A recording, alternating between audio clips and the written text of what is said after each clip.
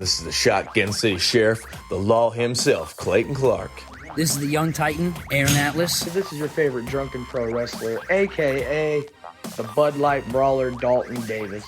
This is Danger Josh Crane. Hey, this is Matt Brannigan. This is Sage Phillips, the Catch Wrestling Casanova. This is Steve Wilson, the man behind former Impact Wrestling and current independent wrestling star, The Monster, Congo Kong. This is Jake Something. And this is the jaw-jacking, back-cracking, God created all men equal, and then he made me the sequel, Rohit Raju, and you are listening to the Spot Show Podcast. The Spot Show Podcast. Spot Show Podcast. The Spot Show Podcast. Spot Show Podcast. Hell yeah. The Spot Show Podcast. The Spot Show Podcast? Yeah, that's right, I stuttered. Shut up. Oh, here we are. Welcome, everyone, to the Spot Show Podcast, a professional wrestling podcast, not about professional wrestling. Really probably should drop that tagline, though. Should we? I mean, I don't know. Should we?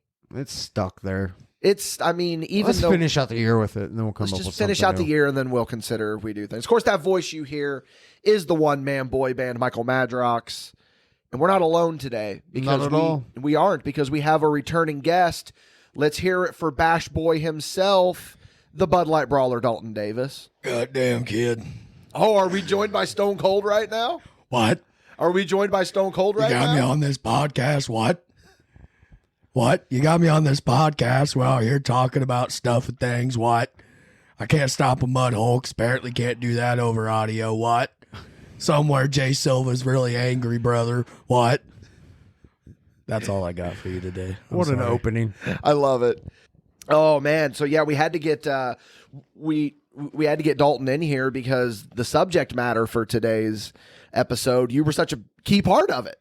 Yeah. I mean, we had such a whirlwind month. You say we had to get Dalton in here. Dalton basically lives in the studio now. I mean, practically. And we were just talking about this because you said this coming weekend is going to be the first weekend you've not been at my house in like a month almost. Yeah. Because you've been here a lot. Yeah. Like a lot. And I'm not complaining. It's fine, but it just seems like we've had such whirlwind months and wrestling weekends that we always just end up back at Dickey's. Yeah, that's like the final destination. Yeah, there was only one weekend this month that we didn't because we were at EPW, but Dalton wasn't. Very true. Soon, though. Soon, yeah. Oh, you're coming back. We're going to get into that because this is going to be. Technically, he was still here that weekend. Was he? Was I? Yeah, he still came over that day we were recording the podcast. Oh yeah, you came over the Friday before. Remember? Oh yeah. Yeah, I do remember that. So he's on a roll. Yeah, you're consistently at my house. Yeah, you both are really. I'm not paying rent. If that's what. That was my next point. Yeah. Was that you two should move in and then I'll just charge steal you your rent. own thing. I'm at Dalton rent free. Dalton rent free. Yeah, that's gonna be me here. So yeah. So speaking of VPW, this episode of the Spot Show Podcast is brought to you by Sewer Layer Toys and Elite Pro Wrestling, but we're going to hear a little bit more about them later. Of course, unless you head on over to patreon.com/MadBash Studios, back us at the $5 and above tier. You're going to get this episode of Spot Show completely ad-free. You're not going to have to hear the ad reads about our lovely, lovely sponsors. Of course, there's a bunch of other goodies over there for you, behind-the-scenes photos, exclusive shows. We're in the middle of pilot season. You get to listen to all that goodness. Head on over to patreon.com/MadBash Studios. Back us at whichever tier you see fit. We would very much appreciate it, but I get it, guys. It's tough times. Hard times. Hard times are going on right now. Hard times. Not everyone is going to have the extra ducats to toss our way. You can support us completely ad-free by heading over to your favorite podcasting platform, giving us a 5-star review, and sharing us with a friend that you think would enjoy. Other ways that you can support us, some plug skis. We have a toy hunt vlog over on the YouTube channel that you can check out. Myself, Madrox, and Clayton Clark went to Sewer Layer Toys, had a really good little toy hunt over there. You can also head on over to the YouTube channel and you can find Danville Dreamers, the Wabash Cut. We got a lot of content coming to that YouTube channel, brothers, I'm telling you. We got a lot of content coming everywhere. Just in general, but we're trying to push the YouTube more. So, that's what we got going on right now. Plus, there's a bunch of goodies over on the Patreon. So we thank you guys for whatever support that you can give us. We said it, and I'm going to continue to say it again. What a month. I got these fucking hiccups, man. You look at you just being unprofessional with these hiccups. I'm sorry. Yeah, I'll do Hindus later. Yes, sir. Sorry, sir. Sorry, sir. Yeah, we need to. They're just they're shooting on me right now, brother. He needs a good throat punch. Exactly. I agree. By the right woman, I'd let him. Bando, are you listening? Yeah, we had a ridiculously busy month. Every weekend we were doing something, whether we were together or apart or most of the time together. Yeah. Because the Bash Boys roll hard. That's just what they do. So you feel it. So we had a show. So this is going to come out after the fact, but the fourth weekend of September, which is this coming Saturday from the day of this recording, is my first weekend where I don't have a wrestling show. We could fix that. I don't, because I have a wedding to go Same to. Here. You have a wedding to go to that same weekend? The 30th, I have a wedding. The 30th? Okay, Yeah. Well, I have that weekend free as well, so... and then we pick right back up in October. So not only are we going to talk about the September review, but we're going to preview October as well and talk about what we got going on with that. So just give a little quick rundown. I'm going to throw it over to you guys. Dalton, what did you think of September? September, I mean, it was, like you said, it was very busy, but in the same token, it was fun. A lot of memories were made. And for the wrestling aspect of it, it was fun, getting to work Shank at Hybrid, having a good match against Tyler Scott, one of the Danville Dreamers originals, and just kind of honestly just hitting the roads with you guys, man. Like that was kind of like the highlight of it all, and it honestly made this month go by really, really fast, like really fast. It did, because now looking back on it, because we had that anticipation and that buildup of like, oh my God, dude, September is going to be just stacked to the gills with stuff. And then now we're at the end of September.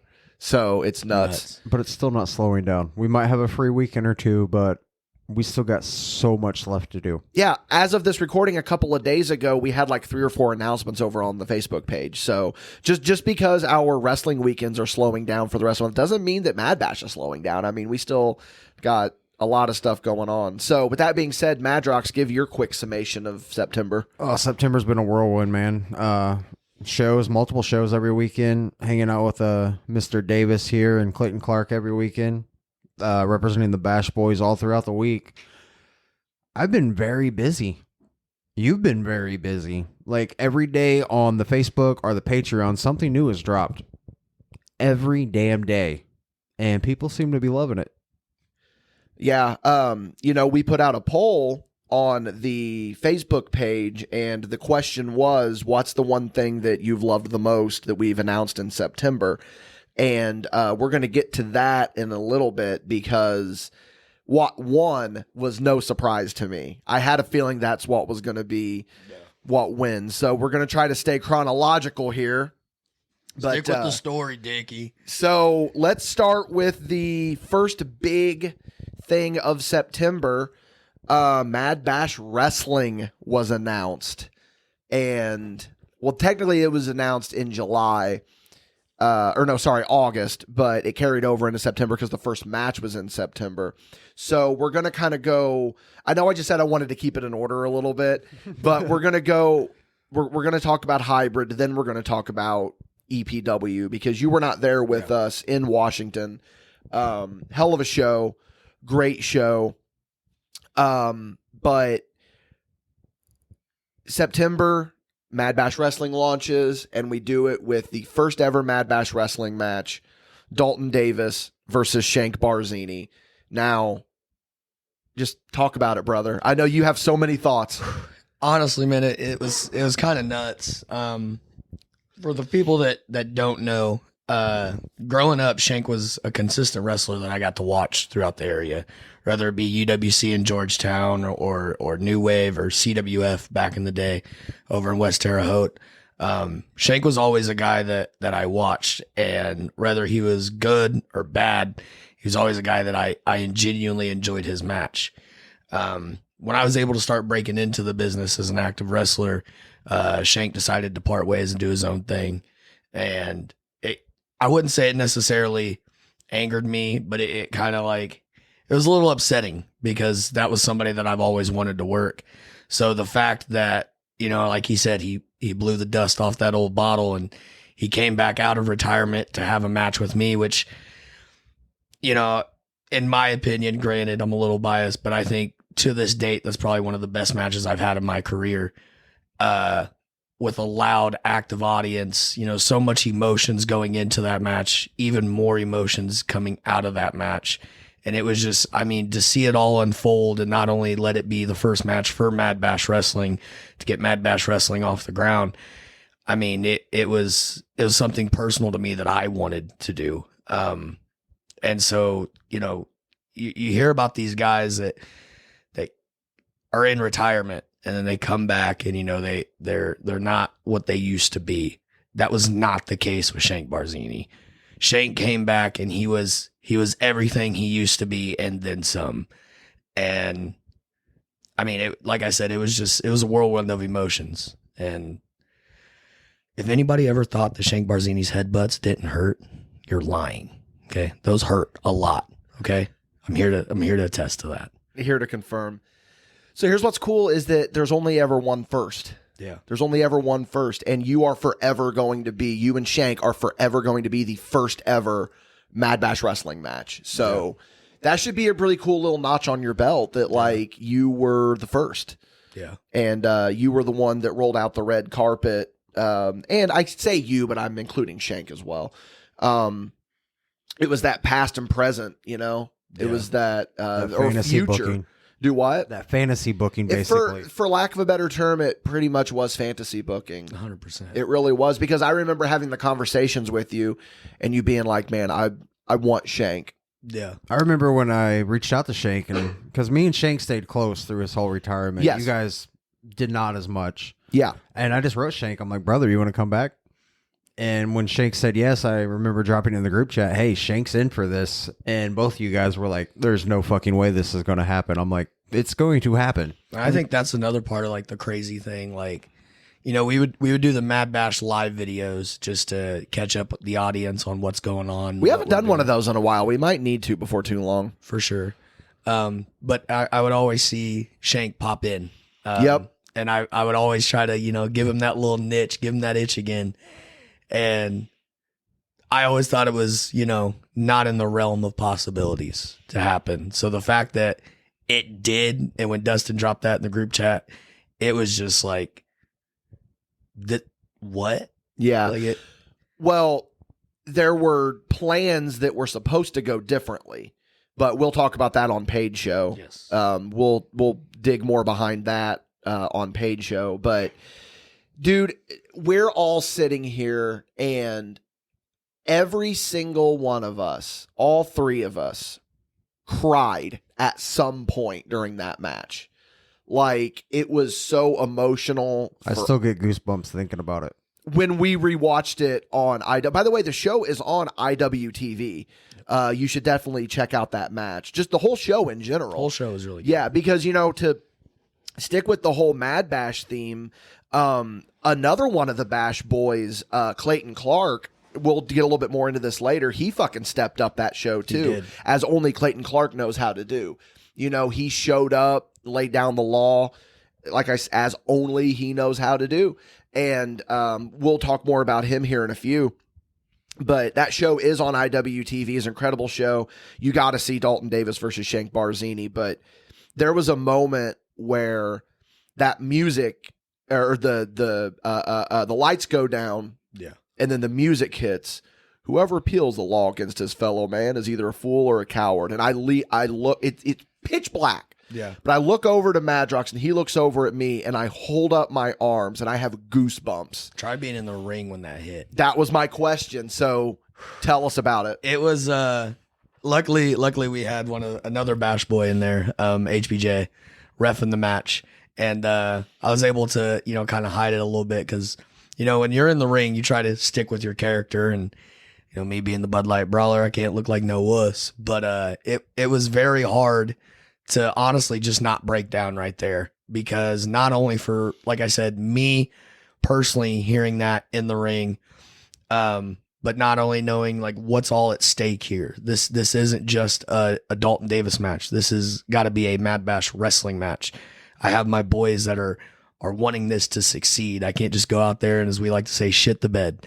And another aspect of that, I wanted to give Shank a match, and he even told me this. He's on the wind down of his career.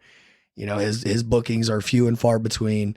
But knowing that's the case, knowing that I have to give Shank a good match and keep up with him in that aspect was another emotion that I was feeling. And it all just hit me when you hear that music, which is an iconic song. But yeah, luckily I was able to just lip sync that to good old HBJ, serenade him a little bit. But yeah. And go on. Everyone on the indies, like, that's Shank's music hitting, being in that ring. That's the equivalent to the Undertaker's gong when you hear it. And we said that. Agreed. Yeah, we made that comment because, to peek a little bit behind the curtain, we not necessarily politicked a little bit, but we flat out told him, we said, Parker needs to come out first because you wanted to be in the ring whenever the music hit. Edge tells the story of being in the ring against the Undertaker, and he's standing there as Taker's coming to the ring, and then he just feels his hands go numb, and he's trying to get feeling back in his hands because he's just so overtaken by it. But I think we'll get a little bit more into the ins and outs of that match on Paid Show a little bit. But sure. By the way, Parker, sorry for all that pressure, buddy. we did put a lot. Yeah, we did put a big load on you. It was good. It was good. In a way, I think it helped. If I went in there for not having all this on my shoulders, I don't think the outcome would have been the same. You stepped up, kid. I'm very proud of you. I appreciate that. So to get, and you're going to give me the dead stare whenever I say this, but I don't give a fuck. I'm talking about it. You wanted to be done at the end of this year with wrestling. Yeah.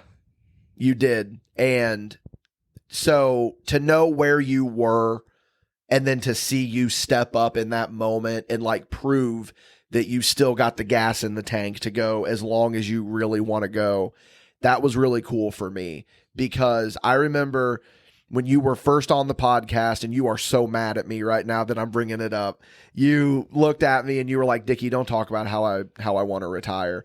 And I knew the reason you didn't want to talk about it is because you knew that there was still a little bit in the back of your head that you were like, I'm probably not going to. But I remember being with you in January in Odin, and you made the announcement after your match with Jay Silva, and you said, this is my last year in wrestling, guys. And then I remember talking to old JD and saying, he's not done, right? Oh no, I think he's done. I said, JD, he's not done. I said, I got that feeling.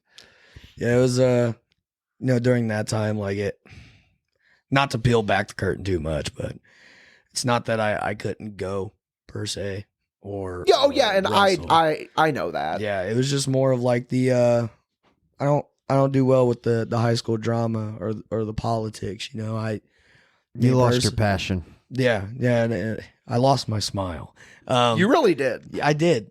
To be cliche. It was just more like, I don't believe that I should have to be buddy with you to, get the recognition that, not saying that I deserve it, but that people deserve. You got guys out there that are having good matches, and just because they're not buttering up to you, you being the promoters, they often get skipped. And I just want to say, we don't feel this about every promoter. No. I'm in a very happy place with the companies I work for. That's no knock to any of them. It's just, you go to these different shows and you try your hardest. Every person in the back everybody says that there's a structure of a card, right? First match shouldn't outshine the main event, but every person in that back is trying to steal the show. Yeah.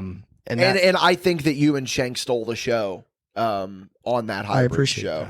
That. I mean, the Eliminator is its own deal. You can't compete with that because that was just a spectacle. Yeah. But I firmly believe that you and Shank had the match of the night. I appreciate and that. I feel like that was probably the moment, not to speak for you, where the fire reignited for you because you were like, hey, you know what? Let's fucking go. I'm going to be honest. I think it was a little before that. Okay. It was,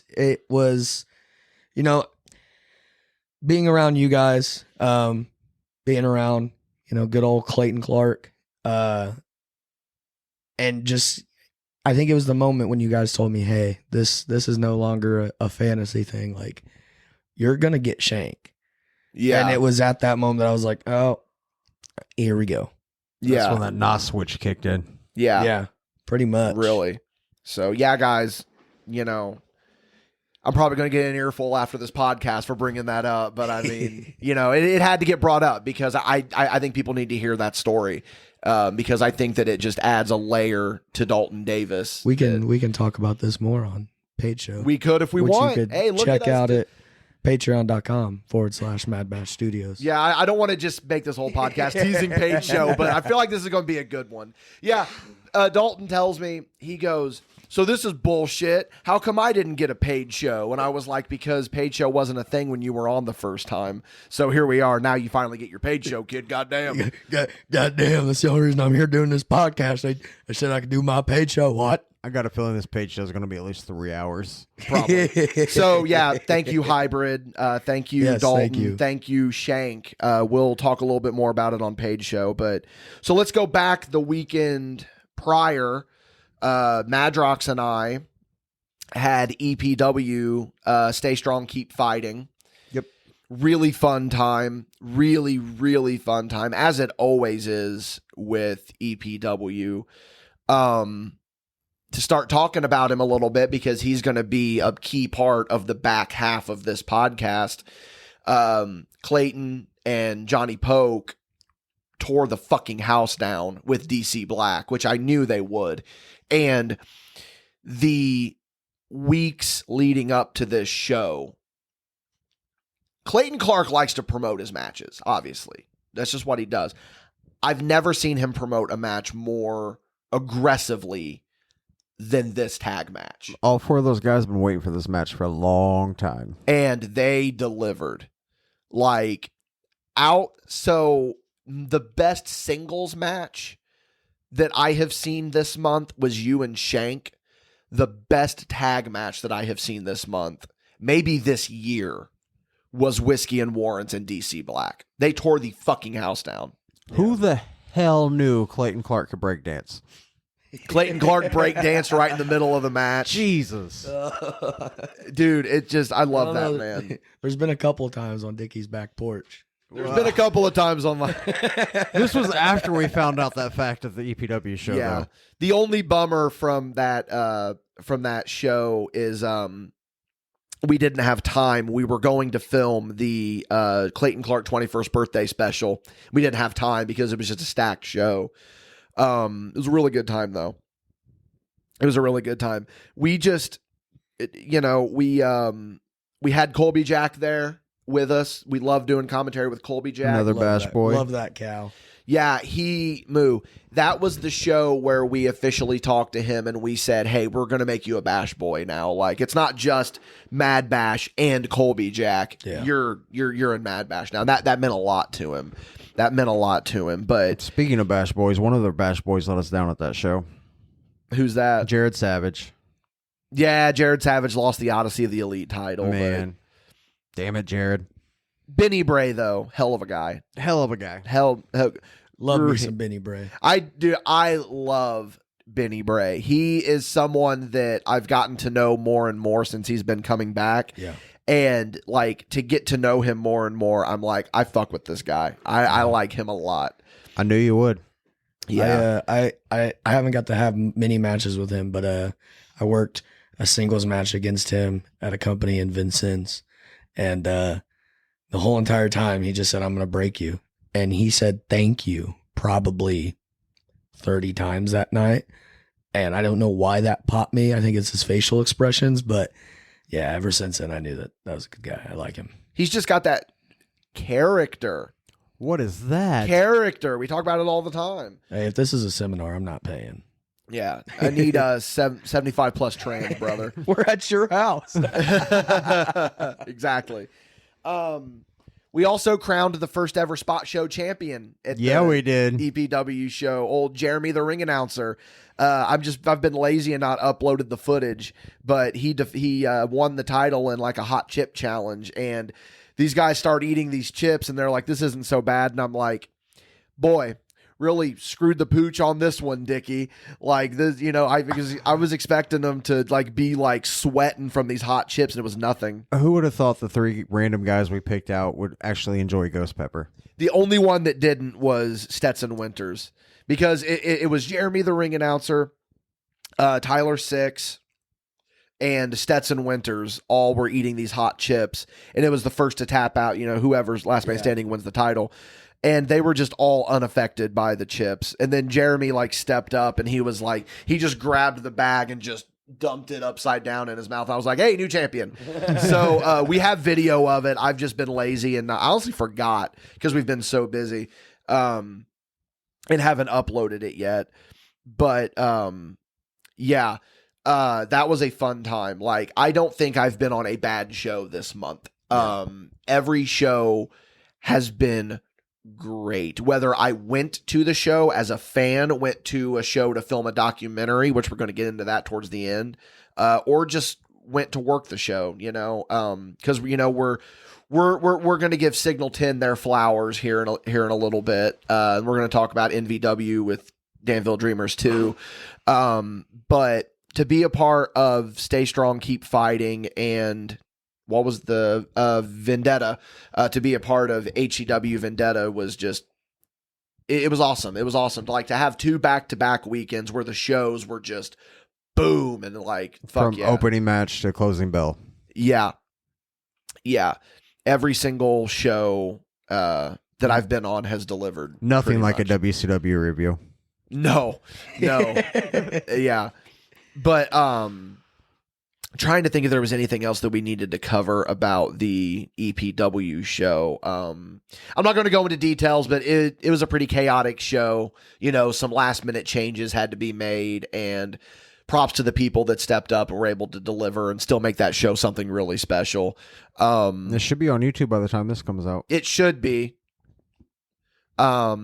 It's hard to say because I don't know what their schedule is going to be, but I can't say enough good about that tag match. And then the EPW heavyweight title, Akbar and Kindle Fire was really Jesus, good too. right out of the gate. Right out the gate. Let's start the show with an unsanctioned match, and they fucking brought it, dude. Like Kindle's hitting Akbar with the TV and there's all sorts of stuff. Which TVs, tables. Yeah, there was tables. There was buckets. Everything, dude. Everything. A child got involved, kind of. Kendall brought his family to the ring with him. It was the best. It was the best. I'm really excited to watch it back. You guys have been hyping it up. You guys usually don't do that unless it's good. So we only hype up, what deserves it. So then let's go back and talk about the weekend of Hybrid. We've already talked about the Hybrid show. We talked about you and Shank, but so we got to reconnect with our boy Oliver Kane that weekend. We did. Yeah, what's his deal? He's trying to find you, man. He wants that. Well, first of all, dude, I was at the liquor store. Who shows up to a show 5 hours before doors open? A normal worker. 5 hours? The ring ain't even set up. What are you gonna look at? The turf? That guy has. Yeah. We're gonna get into your match with Oliver a little bit later, because it's taking place in October. But yeah, Oliver came just to shoot the shit for a little bit. Clayton Clark actually came down the night before and crashed at Casa de Wabash and rode with us to the show. We went to Sewer Layer Toys, filmed a really cool toy hunt vlog that's available on the YouTube. Check it out. Clayton walked away with a really cool Stone Cold cup. Oh, nice. Is really cool. We went to Boot City too. He did go to Boot City. Yeah, that Friday we went to Boot City, and Clayton's just walking around, and he's like, "Yeah, I'm not going to buy anything, but man, I'm telling you, Poke and I are going to be here soon. Like we're actually planning a trip. We are going to be here very soon." And I think my favorite part of that Boot City trip is Logan Madrox walking around dressed exactly like Clayton Clark, literally wearing the exact same Hey Dudes, wearing his fucking Denim Dan outfit with his little cowboy hat that he got. He's a Clark Mark. About this. He is a Clark Mark. He is a Clark Mark, to say the least. You know what I told Clayton that he should do is get those Clark bars. He should like give them to people whenever he's a baby face. I love that. That would be hilarious. Yeah, had a hell of a time. We made brats on the grill. We did. Just hung out, made a little fire in my backyard. Hey, you forgot the best part, brother. What's that? Steak, egg, and cheese bagels in the morning. I'm not there yet. Oh man, you weren't there for this because you had your shoot job the next day. But Clayton spent the night Friday. Both Madroxes, Clayton and I, we had some homemade steak, egg, and cheese bagels. Fire. They were so good. Just kind of milled around a little bit, went to Sewer Layer and filmed. And then we were trying to figure out what we were going to do next, was our next step. And then we get a message from Shank Barzini being like, "Hey, I'm here at the building." And this was like 1:00. And we're like, "Okay, yeah, we'll just head over now." So then we all just loaded up and we went, to the gas station, and then we all just kind of hung out and shot the shit, Oh, yeah. Shank got in the ring and rolled around a little bit with Logan, Madrox. And it was just an overall good day. It was an overall good day. Everyone's so excited to work with little Logan. They really are. Yeah, they really are. He's excited too, dude. Oh, and, yeah. I'm not going to go into too much detail, but he had a little scare recently where he thought he wasn't going to be able to really get to do what he wanted to do. But he's all clear.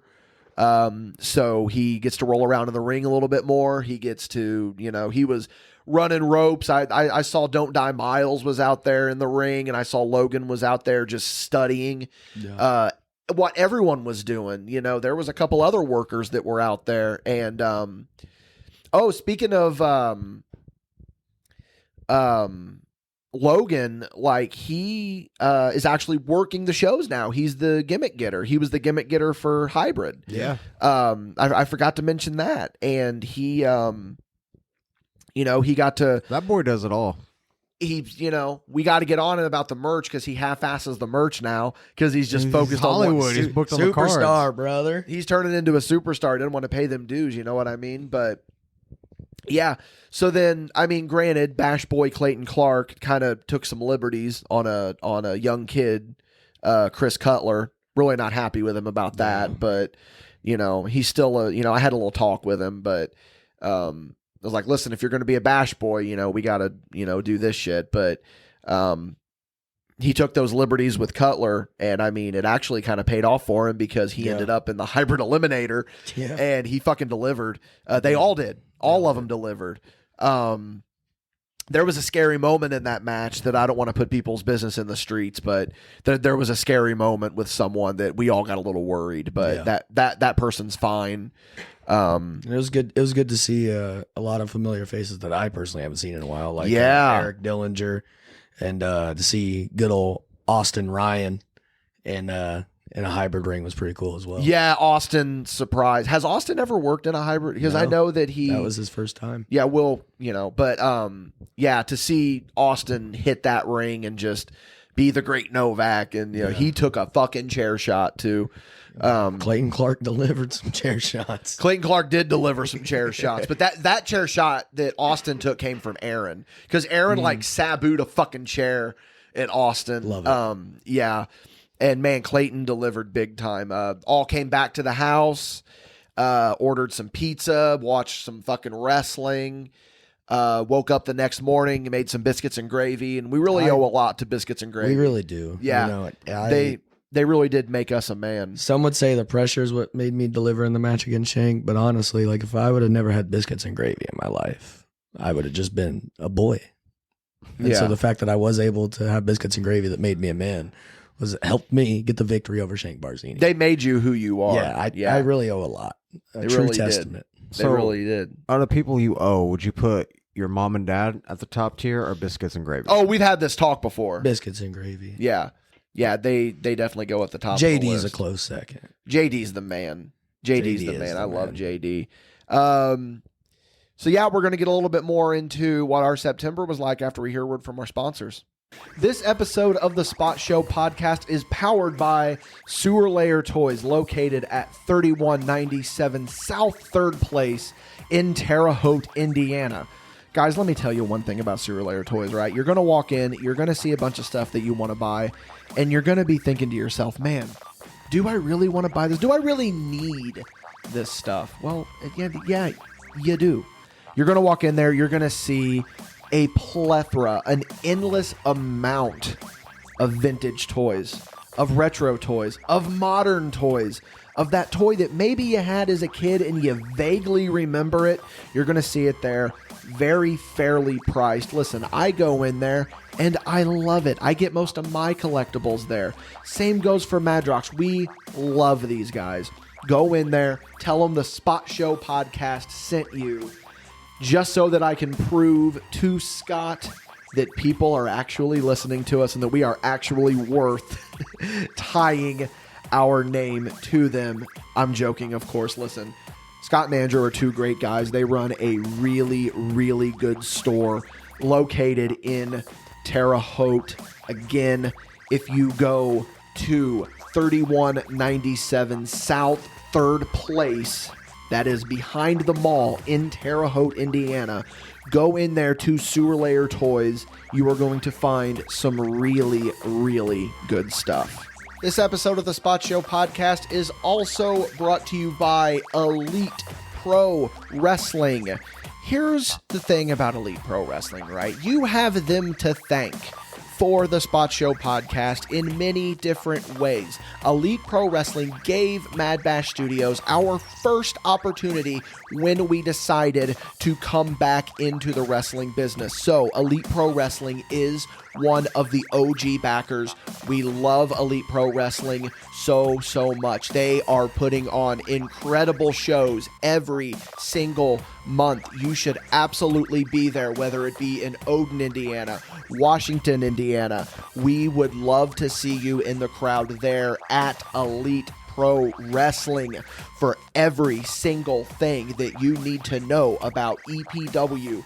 Head on over to EliteProfessionalWrestling.com. There you are going to find dates, events, links, everything that you need to know about EPW. Thank you so much for being a day one sponsor, EPW. We very much appreciate it. So we're talking about JD, and I got to experience something that I have not really gotten to experience before. I got to watch a show with old JD. Yeah. We, to continue on the Bash Boys Midwest tour of September, Dalton Davis was booked at Signal 10, and you had a match against Tyler Scott. That I did. It was a good time. Old Madrox and I came to support the boys, support a new company because we love to support wrestling. Jared as well. And Jared Savage was there. Yeah, I forgot to mention that Jared was there. And we all sat in the crowd and we enjoyed the show. And Dalton, you delivered again. You absolutely delivered again. Just banger after banger after banger. Man, I'm trying, man. I'm trying. Honestly, flowers go to Singleton, man. In my opinion, I don't think that you could have had a better first show. I agree. Like I agree wholeheartedly. Match after match, like I a lot of times you go to some indie shows and you're like, oh, well, this match wasn't what this match was. But honestly, I don't think I could do that with this show. Like every match, top to bottom, it was good. And to go out there with Tyler Scott, first time me and him wrestled at Hybrid, it didn't go so well. Brother almost broke his leg. But so the fact that we were able to get a good match together was really cool. Yeah. Yeah. Props to them because, and I'm not just saying this. I'm not just saying this because this is what you're supposed to say to be polite. it was a legitimately top to bottom very good card. There was some slow spots, don't get me wrong, but it wasn't anything that like was terrible. Yeah. Nothing was the drizzling shits. It was good. Not great in some parts, but not everything needs to be a fucking WrestleMania moment. fucking Bola Night 4. I don't know why I couldn't think of that word.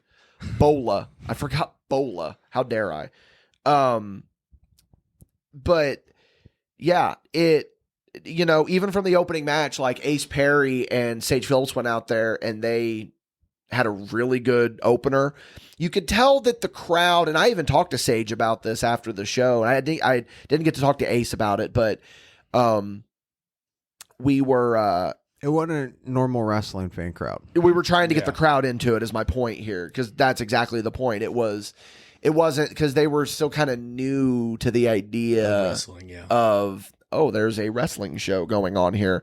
So Madrox and I are out there starting chants and like clapping along whenever they want us to. And I think it was during you and Tyler Scott's match that we were trying to start a both these guys chant. Yeah. I can't remember. I remember hearing it. Yeah. Jared tried to start it, actually. It was Jared's idea. Yeah. Not to get off the little train here, but I will say I think it was really cool because you guys got to see not only some familiar faces, but you guys got to see some new guys like Logan Myers. I've heard so much about Logan Myers, and fuck you, because we asked you show us some Logan Myers matches, and you did not show us very good I Logan showed you Myers. what was on YouTube, And we weren't necessarily impressed with him from those matches that we saw, but we knew there was something there because Oliver Kane has talked about Logan Myers. You have talked about Logan Myers. There was a couple other people that talked about Logan Myers. So then to see him in person and to get to make that connection with him, yeah. Oh boy, he is good. Yeah, Logan kid's got Myers is very good. I think that he translates better in person Yes. when seeing him for the first time. He gets that sympathy. Yes. And I really enjoyed seeing his work. He's got that John Lennon look. Yeah. He plays the role. He plays the role very well. He's just got a really cool character. He seems like a really cool cat. I'm curious to work with him more in the future. For sure. And we got to network with him a little bit, and I said, which he was supposed to be, you and him were supposed to have a match together. Yes. But he wasn't available that day. And we'll get more into that when we get into October. But props to Signal 10. I think we say it again. Props to Signal 10. They had the old New Wave Pro setup. Whenever New Wave Pro shut down, they bought the setup. Felt weird being back in that ring. That's the first time you've been in that ring in like what years? Like the last time I was in that ring was a year before COVID hit. So you do the math. Like 4 years. Yeah. Damn. It was nuts. But it felt the same. It felt good to be back in there. Like I think I told Madrox this when we were outside. Like I was sore I'm always sore after wrestling matches, but I wasn't as sore as I normally am because I feel like my body's just so callous to that ring, Well, it's probably the ring you spent the most time in. Yeah. Yeah. It's Arguably. the ring I trained in. Yeah, and it's the ring you trained in. So, and you've trained people in that ring. He knows where every sweet spot is in that. Honestly, yeah. Yeah, just stay away from the aprons, man. So then we get done with Signal 10, go get some fucking burritos. By the way, your queso is still in my fridge. Is it really? Yeah. Oh, nice. Yeah, I'm taking it home. I saved it for you. It's okay. Clayton Clark left rice in my fridge. I just threw it away. I was just like, Clayton, this isn't going to be any The good difference for you. between the two wrestling bash boys is Clayton Clark is a body guy, and then you got me. Yeah. Who has queso. Yeah. But I don't even remember what we did that night. I think we just kind of came back and just really didn't do anything. I think we just kind of ate our burritos and maybe watched some wrestling, probably. No, we sat on your back porch and watched TikToks. We did, yeah. We just watched sure.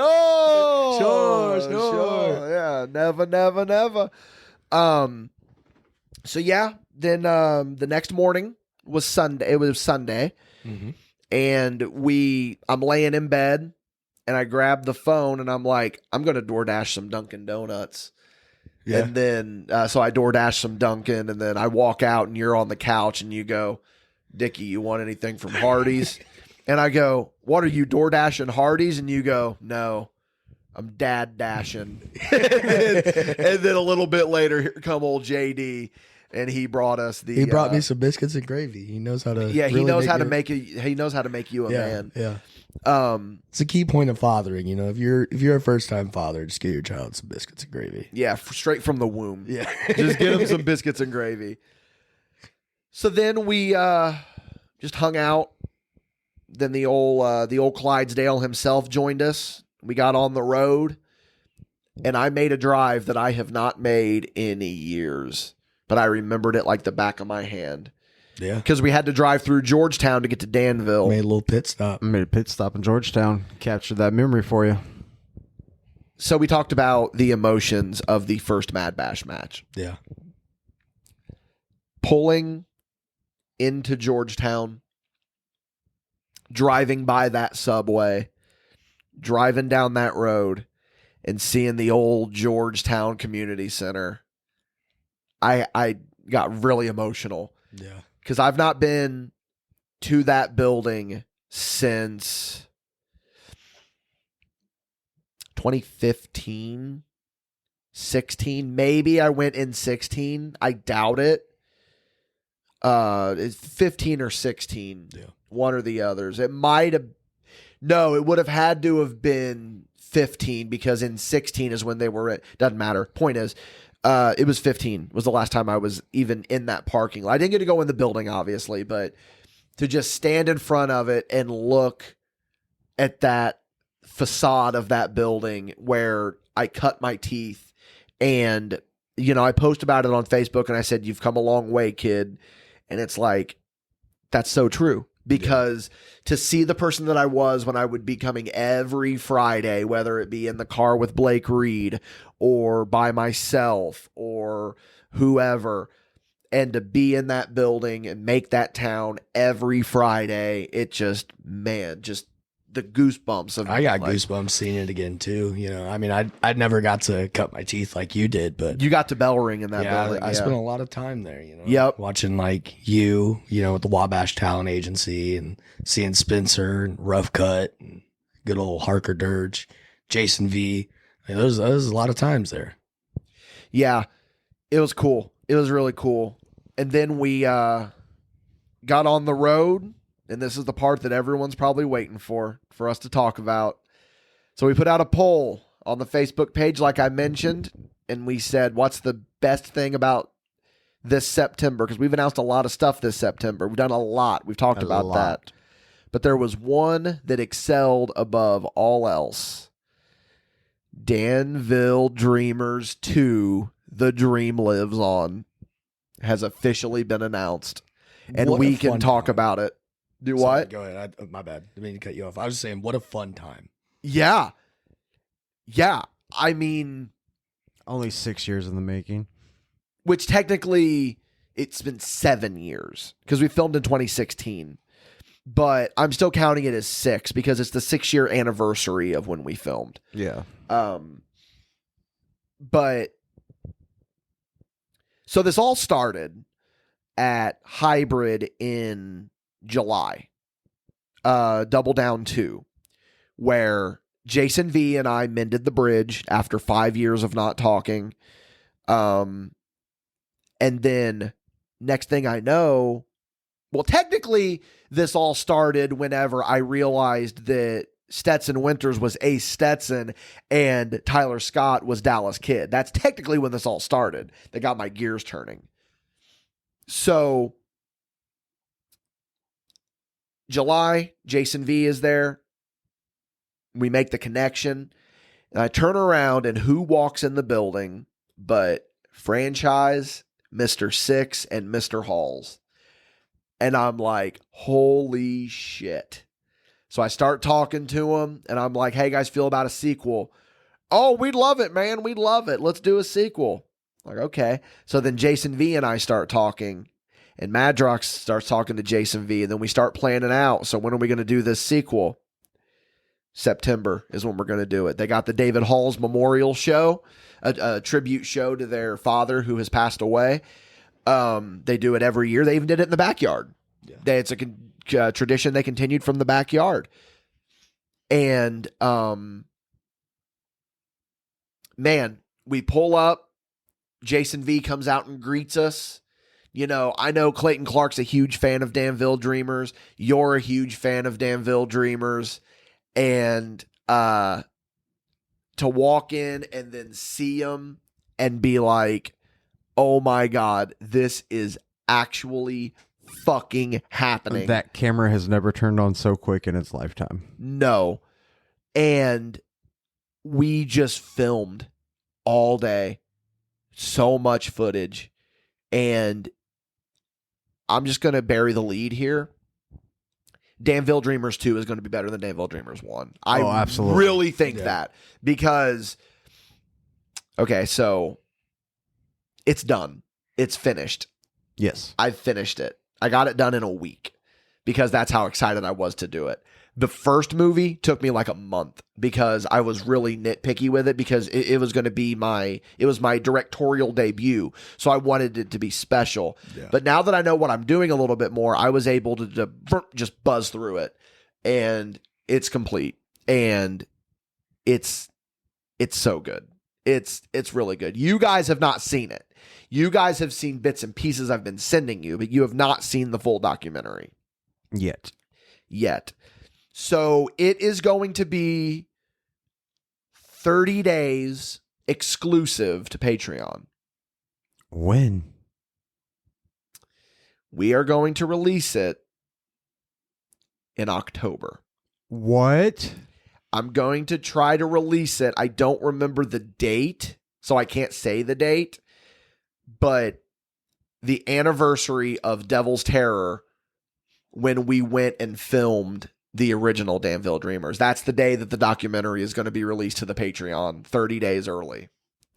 And then, like I said, 30 days, it'll be available in November, and then it'll be available to the public. And I know people are chomping at the bit for this documentary. I've been getting messages every day about this damn documentary. I've been getting them too. I'm sure you have too, Parker. I've gotten some. You've turned a few people on to this documentary, and you're so over with the Shooters Don't Die group. You are so over with it. Well, I'll tell you a funny moment is I'm interviewing Franchise and Mr. Six, and I look over and Dylan Cole is taking a picture with a big shit-eating grin on his face because he's like, oh my God, this is happening. Yeah, he was stoked about it. He was stoked. Like, he came up to me in the locker room and he goes, Dalton, I got a question for you, man. And I said, what's that? And he goes, is this Danville Dreamers 2 happening right now? And I said, it is.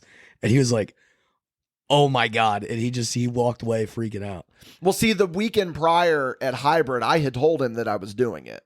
Yeah. I had revealed, I was like, I'll let you know. It's happening. And I don't think that he put the correlation together that we were going to be there to make it happen. But I think a lot of people underestimate like what Danville Dreamers means to the professional wrestling world. And I really underappreciated it too. I didn't realize that so many people loved it until I see fucking Anakin Murphy and Rob Leach talking about it all the time. Yeah. And like, they love it. And I don't know how they discovered it. I would like to know how they found it. That I don't know either. I just I know how Miles found it. I remember I had posted something on my Snap. This is how I found out Anakin knew about it. I had posted something on my Snapchat, and I have Anakin on there, and he slid up and he said, "Is this Danville Dreamers?" And I said, "It is." And he goes, "I fucking love you." And that's all he said. And then I seen him at the, it was actually before I worked him at the Hybrid show. And he came up to me and we just started talking about it just randomly, like hours. Like we maybe called our match in like 10 minutes. And that was because we spent the rest of our time just putting over Danville Dreamers. I've not met Anakin in person, but I feel like that when I do, he's just going to get down and like give me the I'm not worthy because I'm the one that made Danville Dreamers. Because there was a comment where you had made a Facebook post and you were talking about Danville Dreamers too. And then I commented on it and I was like, I'm so happy. Or no, sorry, not Danville Dreamers 2, Danville Dreamers 1. You had made a post about if you've not seen Danville Dreamers, then you need to get on it or whatever. And then I made a comment on it. I don't even remember what I said. Like, I'm glad that this is finally starting to take off. And then Anakin replied to my comment, "Holy shit, it's you." It was like, yeah, I'm the one that made Danville Dreamers. No joke. I woke up at 8 o'clock this morning today with my phone going off the charts from multiple messages. This is from, the wrestler that just came out on Netflix. Yes. One of the superstars from it asking about Danville Dreamers 2, why he can't find it on YouTube yet after we announced it. Wow. Like, dude. God said to Abraham. God did say to Abraham. Kill me, son. Do. Yeah, a few people have been like, so when's it out? Yeah. When is it out? And then Franchise told me, he's like, just so you know, I watched the entire Wabash cut. And I was like, I'm sorry. And he goes, so I'm watching it, and then I see that it starts showing my match with Rico. And then I'm like, there's no way he put this whole match in. And then there's the whole match. He goes, and then it cuts to the Battle Royal. And I'm like, there's no way he put this whole Battle Royal in the middle of this documentary. And I did. There's a reason it's 5 hours long. And it started as a joke because I wanted to make fun of the Snyder cut of Justice League. And there's actually a post-credit scene in the Wabash cut that reveals that Danville Dreamers 2 is happening. But no one caught on to it. No one caught it because who is staying to the end? There's also, I put a rib in the credits of Danville Dreamers 2, or of the Wabash cut. And if anyone can find it and tell me what the rib is, you guys know what it is. And you may not remember it, but I'll tell you when we're done. If they can find the rib that I put, I kind of buried the lead and said that it's in the credits, but there's a rib in that movie that if you can find it, you will get a free Dickie Wabash 8x10 signed, and you will also get a free MadBash sticker. Ooh, can I enter the contest? No. So the Wabash cut just started as a joke. And then so did Danville Dreamers 2, because I, out of nowhere, just made a teaser for Danville Dreamers 2 just to pop the boys. Yeah. And I send it to, because we have a group chat, I sent it to our group chat, and then this is before Jason V and I had like fully come back together. Then Madrox sends it to Jason V, and that got him excited. And then that got all you guys excited. I was the middleman. And then we were like, yeah, we got to do it. Because I'd always wanted to. I had always wanted to make a sequel. And it finally happened. And it's good. It's really good. We may even, with the release of it on Patreon, just to hype up the Patreon a little bit more. Me and good old Clydesdale and you guys will be there for their next show, I believe. Yeah, we're going to be there in October. We're going to, we got a big weekend. Yeah, we have a big weekend that weekend, but let's get into October then, because that's the perfect segue into it.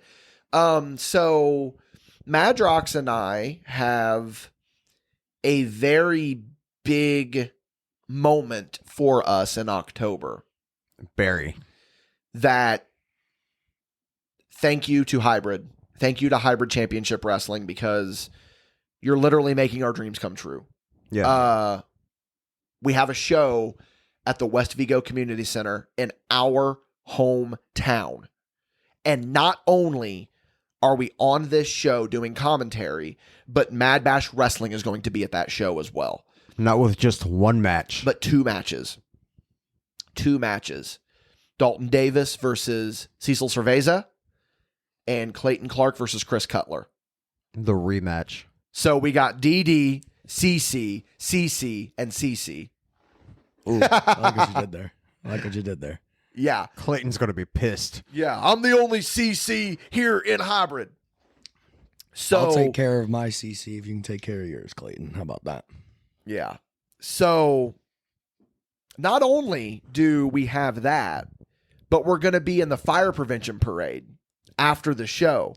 And for those of you that do not know, small town parades are always a big deal. They just are. Clayton and I had this conversation last night.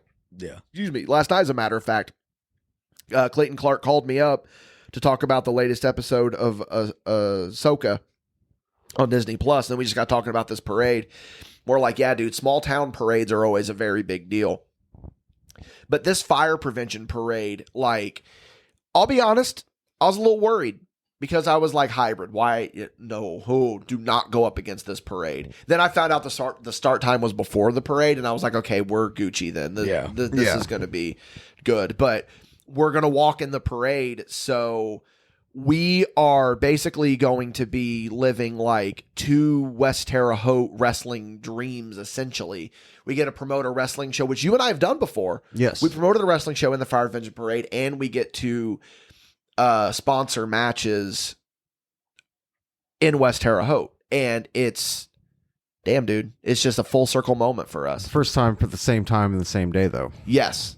I will say this, though, because we were talking about it earlier. You know how you said, like, how weird it felt for you being back at Georgetown. Yeah. Your Georgetown is my West Terre Haute complex center or community center. So the fact that I actually get to be in there, a place where, where he almost died. Yeah. Good old Michael Madrox shot on me, brother. I got shot. Be able to be there is going to be pretty cool. I can't wait. It's going to be a good time. Yeah, I agree. This is like, we need to get a picture right in that spot because I know exactly where you were sitting when you got landed on. So we need to get a picture. I think that would be really cool. Up against our first row by the wall with the concession stand right above me. Yep. That was the side. Yep. So we got that. And then the next weekend, we got more MadBash Wrestling. We do. Featuring this guy again. Because apparently MadBash Wrestling is just Dalton Davis. You guys can't get away from me. That's just how it fucking worked out. Like, we didn't plan on it. That's how it's happened. But we got I was supposed to be on a Brock Lesnar schedule, and then these guys screwed me. Yeah. You want to retire? Screw that. You're working every weekend, buddy. No shit. Honestly, yeah. Yeah. So we got you versus Oliver Kane in Odin, Indiana. Dalton Davis is making his big return to EPW. Haven't been there since January. And MadBash is sponsoring the match. So that's going to be dope. Yeah, I don't understand why Oliver's so angry. I never talked to the guy. He's coming into shows yelling, "Where am I at?" He ain't ever checked the liquor store before. Hey, you guys did lock horns in that NVW Battle Royal. Yeah, he shoved me. I thought he was a pretty stand-up guy, and then he just had to shove me. First of all, I forgave him. Well, I can't say that. You'll have to figure that one out on patreon.com/MadBash Studios. But, I forgave him for his little hiccup in the Battle Royal, He kind of went into the business for himself there. But, yeah, he's just angry. I get that he couldn't find me. But, I tried to tell him at NVW, I said, "Look, brother, why don't you check Mid-Reg Liquors? It's right down the road. Like, that's where I'm at. I don't show up to the show no 5 hours early. There ain't no time for that." How good's it feel to be back at EPW? Feels really good, honestly. When I left, I shouldn't even say left. When we parted ways, I wasn't in the best of places, wrestling wise or personal wise, at that matter. So now that I can come back and kind of know my role of not only helping MadBash, but helping some of the other guys that I'll be in the ring with down the line, and getting in good graces with the company is pretty cool. Yeah, we wanted you back in Odin really bad because, we got Colby Jack there too. And you guys used to run the roads together big time. You were the one that sold us on Colby Jack. And then he obviously did it once we got to know him, because we were like a 3-man commentary team. Like, fuck, dude, we just want to do this on our own. Yeah. And then you were like, no, Colby is fucking awesome. He's a good brother. He is. And we got to know him a little more, and he's one of my friends in the business. And I love that dude. I love that dude. I hate that, you know, he's in the circumstance that he's in, but at least he is still able to be a part of wrestling, and he didn't let that sour him, and he still has a passion for it. Yeah. And so to share a commentary booth with him and to see him get better as time goes on, because when he started out, he wasn't the best. And then I remember telling him that first EPW show, I was like, just follow my lead. Just follow my lead. And now I have no problem in saying that every single one of us on that commentary booth could take lead if need be. Yeah. Oh, yeah. I actually had the same conversation with him a while ago. I said that he's kind of got that like Corey Graves effect, you know, like when Corey Graves first started, made the transition from being a wrestler to a commentator, like it was a little rocky, but now, I mean, you tune in and you watch the E, like that's a voice, recognizable voice that you couldn't imagine not being at the commentary booth. Yeah, it felt weird whenever, Madrox was out with his health stuff. It was just me and Colby. And then the next show, Colby couldn't make it, so it was just me and Madrox. And we went from, man, we just want to do commentary with just ourselves to, I miss my cow. This feels weird. This feels weird. So then Washington was cool because that was our first time back together, all three of us. Yeah. Because of just how things worked out. Because he wasn't at the Odin show before, was he? No, he was. Yes, he was. So that was his first show back. sorry, I sincerely apologize. So the August show was our first time all back together. So it felt good. It felt good. So then, we got Odin, and then the weekend after, we got Danville. And that's going to be a fun weekend because we got a double shot weekend. And as much as I hate to say this, because I would have laughed in my face for saying this back in January or February, I love the double shot weekends. Like they just to fucking hang out with the brothers, go from one show to the other. And man, we are going to, Danville ain't going to be the same after we leave. No. I will say it is not going to be the same. Not at all, man. It is not at all. I will say though, I think we give these guys a little cliffhanger, Dickie, Madrox. What do you guys think? What are you thinking here? I think we keep our special guest for this, Danville tour, a little Rapskis. Yeah. Absolutely. Work them a little bit, I got to bait them in, tell the story, brother. I agree. But we will have a special guest coming with us who I got to talk to Dickie about it, but I'm so excited that this person is going to be able to be a part. Same. It's probably not going to be hard to figure out if you really piece it together, but but still, it's going to be a good time. Yeah, because we got Cecil Cerveza is doing a show at the 210 Saloon in Danville, Illinois. Yep. And then the next day we have NVW, where you and Clayton Clark are booked. I don't know. I know what. Actually, I don't know what either one of you two are doing, but I know that you guys are on those shows, or on both shows for that fact. And then Madrox and I are not booked at NVW, but we're just going to come to have a good time because we loved that locker room. It was a very good locker room. We had a blast. I got to see Jimmy Carrot for the first time in years. Yeah. And it was awesome. First thing we did was this big bear hug. And I was like, Carrot, I have missed you so much. And he was like, dude, Dickie, I've missed you. Yeah, man, it was a good time. It was just a really good time. Do we tell them the little special that's happening at the 210 Saloon? I think we keep that one under wraps. Yeah? I think we keep that one under wraps. Okay. We got to keep them guessing. We can't give it all to them. So we're going to start to wrap up here. September was incredible. October is going to be better. I'm going to try to make October better. I think we can. I'm going to start with you, Madrox. What was your favorite part of September, and what is the part that you are looking the most forward to for October? September, my favorite part is realizing that your Wrestleversary, like if I wouldn't been a dick and made a rib and started collecting videos from all these guys from your past, like none of this would have happened. So I got to thank all those guys for sitting in the video clips, because without them, September wouldn't have been here. October, I'm most looking forward to the Danville tour. We get a lot of surprises, a lot of hijinks planned. It's going to be a great time. What about you, Dalton? So I'm a little biased, but I will say my favorite part of September was me and Shank Barzini. I will forever be proud of that one. And as far as Danville, or as October goes, there's a certain something that's happening in this Danville tour that I am rather excited about.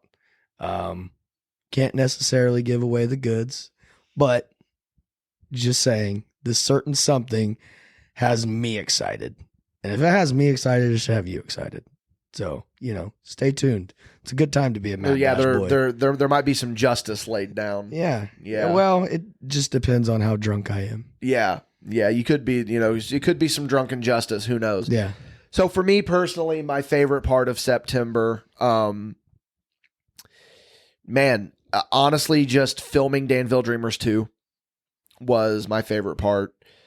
I absolutely loved it. A content creator is in my heart and soul. I just making content.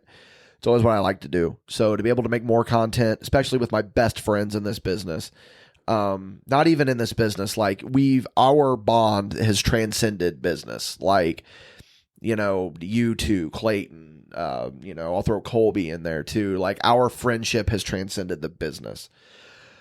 Then for October, I'm honestly looking the most forward to the October show. Granted, there's 4. I need to be more specific, I guess. The hybrid October show, the one in West Terre Haute, because it's the homecoming. It's the homecoming. Yeah. We had our return to wrestling in Odin. Then we had a home, in quotations, coming to Terre Haute. Yep. And then now we are actually coming to our home. The same building that we would sit and watched a barbed wire match with Bennett. We were there for that.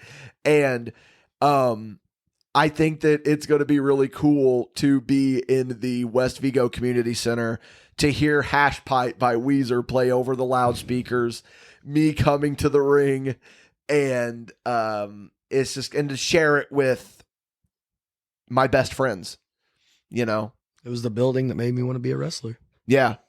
You gonna get that Shank feeling when you hear Marching in the Dark play in the community center for the first time in No, but if you sit in the 15 front years. row, for the show, watch out, because I'm coming for a wrestling. Yeah. Dalton's gonna try to get. I didn't even do it. All right, Shank, or who are you working that night? So KJ and what was it, Lycos? Yeah. No, I'm saying you're working Cecil. Yeah, like, all right, Cecil, feed over to the commentary booth. Why? Because I need to dive on Madrox. I didn't even dive on him. It was the other idiot with a mohawk. Well, I know, but you're the only one close in vicinity. Yeah, he's guilty by association. He's too busy crossing the picket line right now. Anyways, we're gonna go ahead and wrap this up. You can head over to Page Show. We're going to get a little bit more detail about Danville Dreamers 2. We're going to go into a little behind the scenes of Dalton's match with Shank. That's going to be exciting to hear. You can find me on Instagram at Attaboydicky. Madrox had to stop even plugging his Instagram because he doesn't even barely get on there. I barely get on my Instagram too. I feel like we got to plug something at the end of it. Just Facebook.com/MadBash Studios. Just go there for the hell of it. Dalton, where can people find you? You can go listen to the first podcast I did to get all the handles, but I'm gonna hit them with the Jason V. Just Google me. Hell yeah. Just Google me. That's what you like to hear. So, all right, guys, we'll see you on Page Show.